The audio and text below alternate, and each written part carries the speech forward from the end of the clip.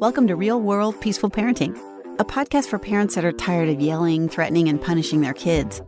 Join mom and master certified parent coach Lisa Smith as she gives you actionable, step-by-step strategies that'll help you transform your household from chaos to cooperation. Let's dive in. Welcome to today's episode. I am absolutely thrilled to be with you here today.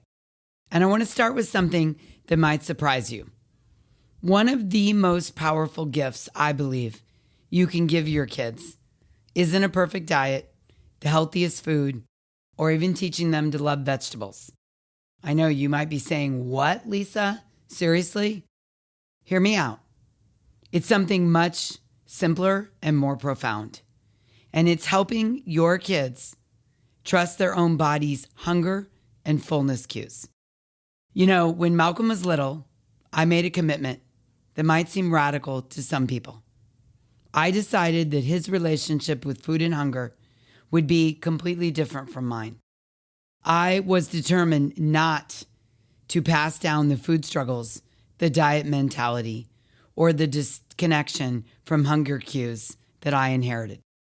And here's what's beautiful about this topic. It connects directly to everything we talk about in real world peaceful parenting.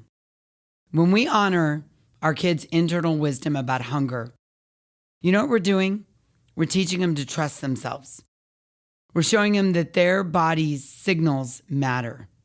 We're building the foundation for self-regulation that extends far beyond food.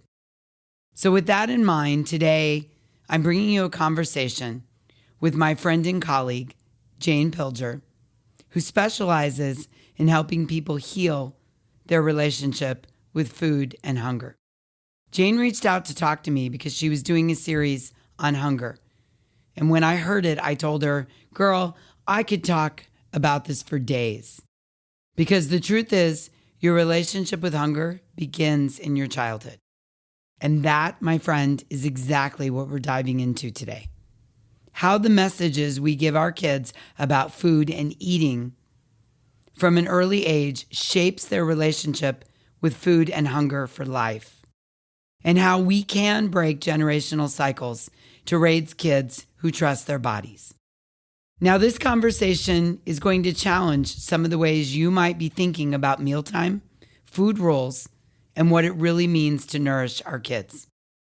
And if you're someone who struggles with your own relationship with food or hunger, this episode is especially great because understanding where these patterns started is the first step in healing them. So let's dive in. Today, we're continuing the conversation about hunger with a parenting expert to explore the truth that your relationship with hunger begins in childhood. Whether you're a parent navigating your child's relationship with food and hunger, or you're a person who is curious about how your own relationship with hunger and with food began in your childhood, there is going to be something powerful for you today in this episode. So let's dive in. Welcome to Binge Eating Breakthrough, the podcast to help you stop feeling out of control around food and build trust with your body. If you've tried everything but still feel stuck, you're not alone. I've been there too. I'm Jane Pilger, and I'm here to help you see binge eating in a new way so you can finally break free. Each week, you'll get the tools and insights to create peace with food and your body. Your breakthrough starts now. Hello, everyone. I am so excited to bring you a conversation today in our continuing discussion on hunger. We are in the midst of a series about hunger, lots of different topics about your relationship with hunger. And today I am bringing you a conversation with Lisa Smith, the peaceful parent. And Lisa is a friend. She is a colleague. What is so amazing is we've been talking for a while about doing a podcast together because we have a lot of similar philosophies. She coaches around parenting. I coach around food, but there is a really common thread through a lot of our work. And we knew we wanted to have this conversation. And recently I told her about this series that I'm putting together on hunger. And she was like, I could talk about this for days because the truth is your relationship with hunger begins in childhood. So I'm really excited about this conversation. Lisa, thank you so much for joining us. Tell us a little bit about why you're so passionate about this topic. Thanks, Jane. I am thrilled to be here. Again, Lisa Smith, the Peaceful Parent. I've been a parent coach for about 17 years. I have a son who's about to turn 21. Wow. And I am passionate about the topic of hunger because I look at the difference in how my son looks at hunger and how I looked at hunger growing up. And I had such a love-hate relationship with hunger that was passed down to me from my own family. And when I found out that I was going to be a parent, two things, I kid you not, that I committed to.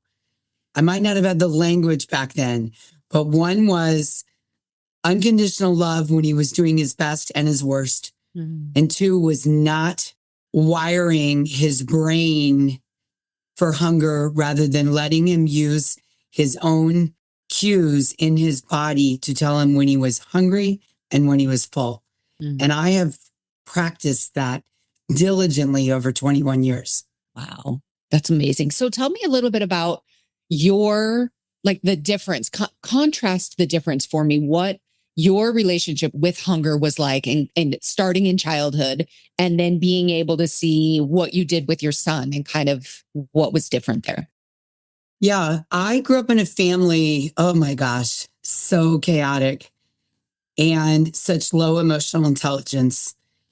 And I say that respectfully, if that can be said respectfully, but food was often used as a manipulator. There was, this contrast of people telling me when I was hungry, when it was time to eat, putting food on my plate, insisting I clean my plate because there was, some kid in Africa whose life was going to be better if I ate all my green beans, Yes. right? And then, I remember things like if I took a second helping, again, I had an underdeveloped brain because the prefrontal cortex is not fully developed till the age of 25. So I would take a second serving of, let's say mashed potatoes, not understanding proportion and size and relativity to the hunger of your stomach. I grew up with in a Lithuanian household, and man, our food was good. So I would take a second serving of something. And, because I had moved it from the serving bowl to my plate, I was obligated to finish it, whether I was full or not. And then, so this is the other side of the coin. I had a large body as a kid. And so at the same time that was being told, you must eat, it's time to eat, clean your plate, I was also being berated for the size of my body. I was put on a diet as early as 8 or 9. And so there was all these conflicting messages. Yes. Right. And then on top of it, the third rung of the stool, if you will. So clean plate, but then on a diet. And then the third rung was we used food to celebrate all the time. We used it to soothe. We used it to celebrate. We used it as punishment. You couldn't have dessert if you didn't eat green beans. I wanted dessert. Right. So there was all this, and none of that was about my leptin or ghrelin. Right. It was because it was deemed 5:15 and the food was ready. Suddenly it was time to sit down and eat dinner. Even if I had a snack at 4:00, no one took that into account. So that's how I grew up. Okay. Fast forward, I have my son, Malcolm. I have done a lot of work on my body, my thoughts about my body, really tuning into hunger cues, healing a lot of wounds. So I decided that Malcolm's entire assignment was going to be eat when hungry and stop when full. As much healthy food as possible, right? But also, growing up, the kid's pretty much only vegetable was cucumbers. He ate chicken nuggets for breakfast. And he started his childhood in a large body as well. And there was never a discussion ever about the size of his body, not once. And as it often happens, when he got into puberty, he went up.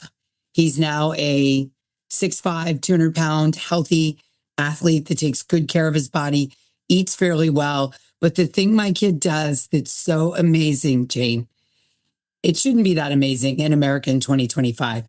But I kid you not, this kid eats when he's hungry and he stops when he's full, sometimes mid-bite. We were just talking yesterday. We went on this amazing trip a few years ago, and we went to this incredible pizza place in London. And I mean, the pizza was incredible. And he stopped mid-bite when he had reached full. So tell me, as a parent, so we might have a couple of different people listening to this. We're going to have some people who have kids and they want to know, what do I do? What do I do? What don't I do? So we definitely want to cover that. Then we also are going to have people who are listening who maybe like me don't have kids, but can see, oh yeah, my relationship with hunger really started in childhood also. So I really want to address both of those. So no matter where you are listening to this. So let's talk first to the people who are listening who are parents, and they really want to know, what are the things that are really helpful to do when it comes to my child and food? What are the things that are maybe not helpful, at least in your experience? Two things come to mind. One is food has no morality, right? And I think that's probably something you can speak about to all of us adults, right? One of crossing the chasm, I would say, one of the principles of crossing the chasm of having a healthy relationship with food and hunger is to realize that there is no, if you sustain on a diet of kale and chicken breast, you're not morally better. The food is not morally better than someone who enjoys a sandwich every day for lunch. So, not using certain foods to entice the eating of other foods is really an important concept. Yes. I'm going to stay away from body image because that's not the point of today's conversation. So I'll stay with food. So number one, there's no morality in food. A McDonald's milkshake does not make you a bad person over a green juice at Nectar. Okay. And then the other thing I would say is really understanding the brain and the fact that the prefrontal cortex is not developed till 25. So we are born knowing when we're hungry and when we're full, right? The newborn knows when to cry to nurse and when to stop and fall asleep. I would love for every parent to really grasp that and then not work to have their kids unlearn that. Yes. Right? Yes. So what are the things that parents do, maybe even unintentionally, with the best of intentions? What are the things that parents do that lead to their child unlearning those natural hunger and fullness cues? I think the answer is the same for us adults. I come into the parenting role dysregulated out of my own experience with hunger, right? Maybe it's a fear of hunger, or maybe it's a fear of not getting a good base as a kid. I didn't learn to eat healthy, so now I struggle as an adult, right? It is very common when you have a 2 or 3-year-old, there's many foods you can put on that high chair tray that they will eat. And you think, oh, I'm winning at getting them to eat kale and avocado and, green juice. And then the taste buds begin to develop around 4 or 5 and they start to reject foods. And it's easy as a parent to get dysregulated by this. And then you're addressing meals out of fear or anger. And again, true for us as well, right? Yes. Addressing food out of fear and anger and dysregulation rather than we eat when we're hungry and we stop when we're full. Another example might be you are over invested in, quote, dinner time, right? Either I've made this food and I want us to sit together and eat, or it's the first time all day I get to relax and I love to cook. So I prepared this meal. The funny thing is like the average 7-year-old dinner is like 9 bites. 9 bites. So expecting them to sit down for 45 minutes at the table, right, and have this adult-like meal, and then we're bargaining. Eat 4 more bites of green beans. You can't have dessert if you don't clean your plate, right? Again, I think a lot of this is limiting beliefs we're bringing from our own relationship with hunger. Yeah. Yeah. I remember you telling me a story about what you did with your son when it would be dinner time. It would be 5:30. This is the time that we eat dinner, but he wouldn't necessarily be hungry. How did you navigate that? He often was not hungry at dinner time because he has played basketball since second grade. And there was often practice to go to either before dinner or right after dinner. So there was often meals being fed earlier in the day, like right after school. There'd be an entire burrito eaten from Chipotle at 3:30. So of course at 5:30, he's not going to be hungry. Yeah. So our rule in our family was the dinner table is for fellowship, not eating. So you come to the table to have fellowship with us, and 20 minutes was the limit. And if you want to eat during the fellowship, you're welcome to, however much you want to eat. And if you don't want to eat, then you just come and be with us. Now, the caveat is you couldn't not eat dinner to then, make a giant bowl of Captain Crunch cereal 10 minutes later. Yeah. Because, cereal is just, there is no moral issue, but like you do need to eat some protein and carbs and veggies and not just cardboard in a bowl. Mm-hmm. So dinner would be set aside so that if you were hungry later, I was not running a diner. I was not a short order cook. I wasn't going to jump up from the dinner table to go make a second meal. But there was no requirement to eat because the clock struck a certain time. Mm-hmm. Mm-hmm. Yeah. So now let's talk to the person who maybe doesn't have kids and isn't worried about what they're doing with their kids or any messages they're sending to their kids, but is thinking, yeah, I actually can see my own relationship. So in this series, the last week was the first episode of this series. And the topic is, what is your relationship with hunger? So if you haven't checked that out, you can go back to that episode. We'll link it in the show notes.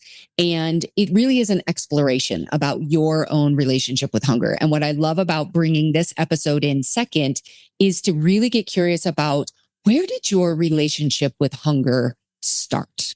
How does it make sense that if you have right now, if your relationship with hunger is based on fear, for example, I used to have a lot of fear. I would either be afraid I would get too hungry, because if I got too hungry, then I was afraid I would end up binging.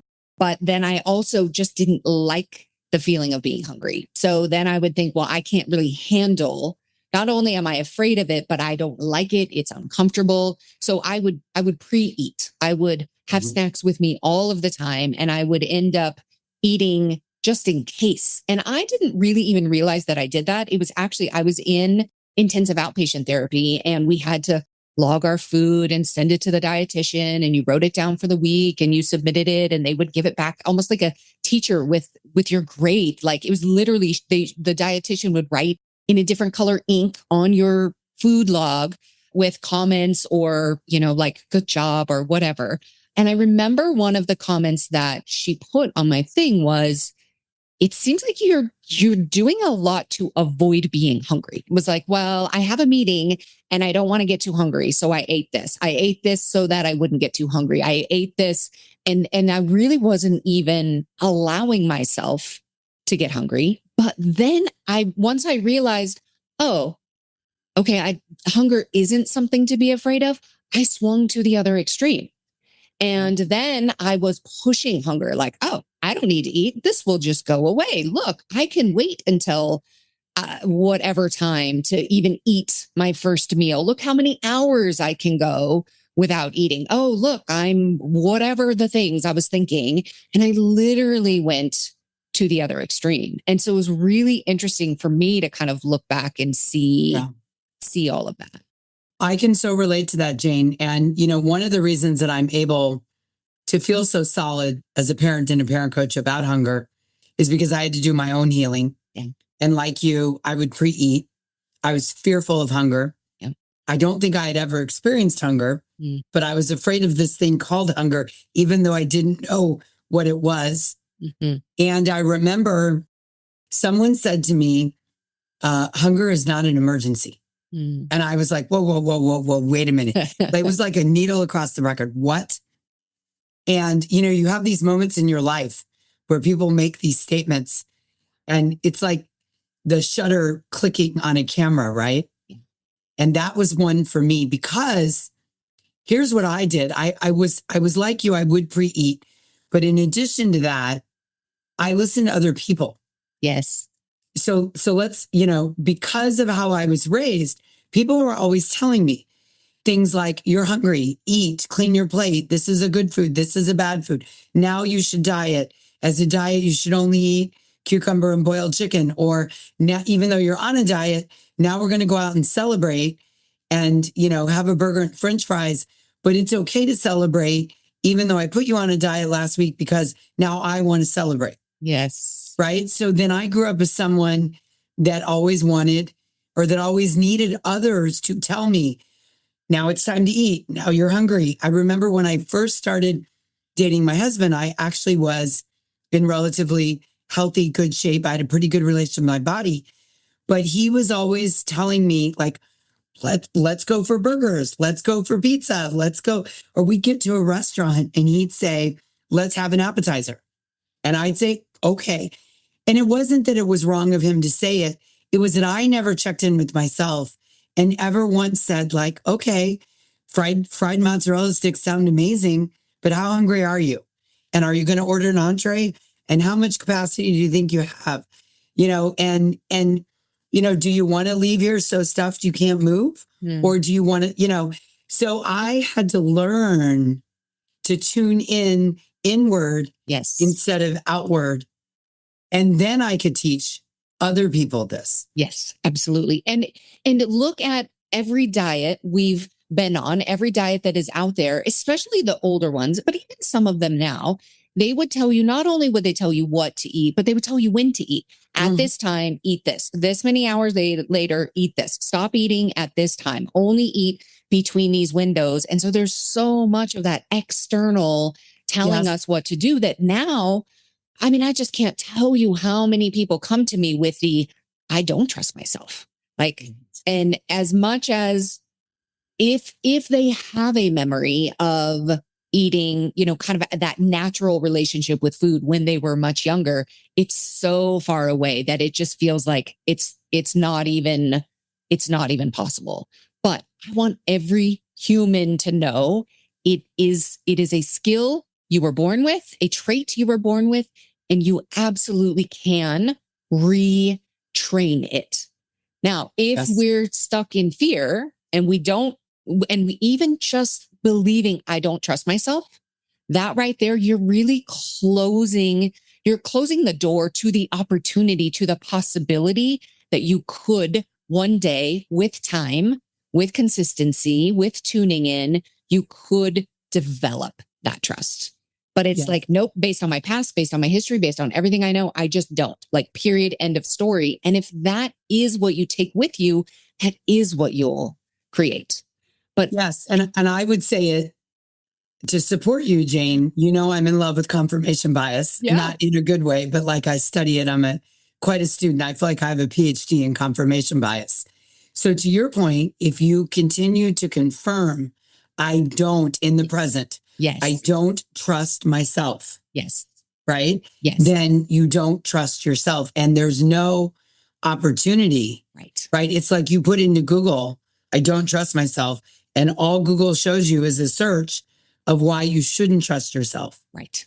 Yes. And I would just slip in, if you are a parent listening to this and this is resonating with you, please be mindful that if you're going to constantly tell your children what they like, what they don't like, when they're hungry, when they're full, when they have to eat, you're teaching them to override their inner voice. They will grow up not to trust their cues. Yes. They will, because, and then they will be dependent on a diet, a partner, a plan, someone else to tell them when it's time to eat, whether they're hungry, whether they're not. I mean, I spent 40 years not knowing, at least 40, if I was hungry or not.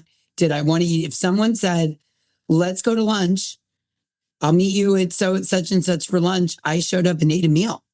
Now I'm the person, I'm meeting someone this afternoon And she said, are you okay with the late lunch? I said, yes. When I get there, I will decide if I'm hungry or not. And if I'm not, I won't eat. And I won't be nervous about it. I won't be stressed. I don't care what her thoughts are. I serve myself. And my hunger is an inside job. That's a great saying. My hunger is an inside job. So good. All right, let's leave our listeners with two things. I want to leave our parent listeners with something that they can start doing today with their kids around their kind of tuning in internally to their own hunger.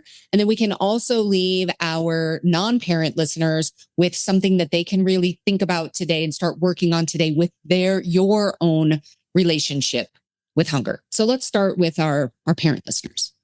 One thing I like to encourage parents to do is talk about the voice in the tummy. Right. So the parent can talk about this out loud. If you're sitting at dinner or having a meal, you can say, my tummy is very hungry, or my tummy is full. And you can model that for your kids, because kids don't do what we say, they do what we model. You can invite your kid at any age to also find their tummy voice. And it's really metaphorical of, it's not the head voice or the taste bud voice or the I'm stressed and I want to eat. It's literally the stomach of wanting food when it's hungry and stopping when it's full. So as a parent, you could say, let's say your kid takes 2 bites of something and says, I'm full. And then as a parent, you can say, is that your tummy voice telling you you're full? Really getting that kid to connect with just what's happening in the gut versus the brain, the mouth, the taste buds, the soother. If all parents did is that one thing. Amazing. Because then it encourages also the parent to recognize that it's not my head saying, Jane, you should eat 4 more bites of green beans. Yes. It's your stomach. Yes. Having the loudest voice in the room. Yes. I love that. So good. So good. Yeah. All right. Now, for those people who are listening that are really getting curious about their own relationship with hunger, one, listen to last week's episode. If you haven't already, there's some really good reflection questions there for you to just start really noticing and paying attention. What is my relationship with hunger anyway? And specifically to what we're talking about today, I invite you to just get curious about, how does my relationship with hunger today, how might it have reflections of what happened in my childhood? Now, this isn't to blame. This isn't to say, oh, now it can never change. This is, it's all my mom's fault, or they shouldn't have told me these terrible things at the table or whatever. No. But it's to bring in that awareness, that curiosity of, oh, it makes sense that I have this fear, or it makes sense that I clean my plate because of the messages that I was given. But now that I am an adult, I have the ability that I didn't have then, because just as Lisa was talking about the formation of the brain, we have very different brains now as adults than we did as a kid. Now, we do bring everything with us that came from childhood, but as soon as we're aware of it, we now can make a different choice. Yes. So before we didn't even know we didn't have a choice. We just did whatever we were told, what was shown to us. That's what we did. That's what we knew. Now we can see it and we can say, would I choose that again? Would I choose this relationship with hunger? If the answer is no, you now get to recreate your own, knowing that as a human, you have that innate ability to tune in, to really listen and allow your body to guide your choices. Now, this doesn't happen overnight. This is a process, but it is absolutely possible for you, no matter what you've done, no matter how long it's been, no matter what your food history is, it is possible. I also want to make one note. A couple of episodes from now in this series, one of the episodes I have coming is why eat when you're hungry, stop when you're full doesn't always work. Mm-hmm. So I know Lisa's talked about this a lot, and it sounds like, oh yeah, eat when you're hungry, stop when you're full. This is what I taught my son. He has such a great relationship with food. Yes, and There's a lot more to it. So if you're listening to this and you're like, yeah, I've tried that whole eat when you're hungry, stop when you're full thing, and it didn't work for me, be sure to tune in to that episode because there may be some additional factors there that you might resonate with, and we'll have some real key things that you can work on there. All right. This has been amazing, Lisa. Thank you so much for being here. I am sure there are plenty of people who are going to want to learn more about the work that you do. Tell us where people can find you. Love to. Thank you, Jane. It's been a pleasure to be here. And you can find me at thepeacefulparent.com. And once you land on that website, there is a free mini course that you can get signed up for, which will talk about how to stay calm and regulated, something we all could use a refresher on or encouragement or help with. And it would be my honor for you to sign up and join me over there at thepeacefulparent.com. Amazing. Thank you so much, Lisa. This was a great conversation. I know it's going to have a lot of people really reflecting on their relationship with hunger, their childhood, how they relate, and for our parents, things that they can really start doing today to help their children have these relationships with hunger where it really is their body that is guiding their choices rather than anything or anyone else. And what a gift. What a gift any parent can give their child to do that. So thank you. Thanks, Jane. I wanted to just say thanks for putting this series together. As a fan of your podcast. You know, really delivering this series on hunger is so beneficial. And I'm thrilled that it's out there, and I can't wait to listen to every episode. It's such a powerful conversation and a complicated one for so many people. So I'm really excited to do it. Right. Thank you. I'll see everybody next week. If you like what you're hearing, you will love my new book, The Binge Eating Breakthrough: Why Food Isn't the Problem and What Really Is. Discover why willpower isn't the answer, why restricting certain foods often backfires, and why understanding your brain and body is the key to lasting change. Learn to shift from shame and self-blame to curiosity and compassion. Get it today at janepilger.com/book. What a powerful conversation about something that affects every single family, our relationship with food and hunger. And here's what I want you to remember from today. Your child is born knowing when they're hungry and when they're full. It's not something you need to teach them. It's something you need to protect and honor. This connects so beautifully to peaceful parenting because when we honor our kids' internal wisdom about hunger, we're teaching them to trust themselves and build the foundation for self-regulation that extends far beyond food. Now, if you're thinking, wow, this makes sense, but I need help creating peaceful mealtimes and honoring my kids' autonomy around food, then I want to invite you to join us in the Hive. In the Hive, I will help you and teach you how to handle food challenges without power struggles and heal your own food relationship so you can model food freedom for your kids with personalized strategies created just for your family.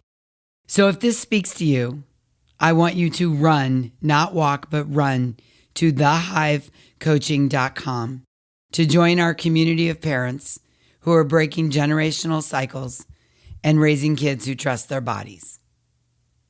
Remember, your child's hunger is an inside job. Your job isn't to control it, but to honor it. Yeah? Yeah. Okay, until next time, I'm wishing you peaceful parenting.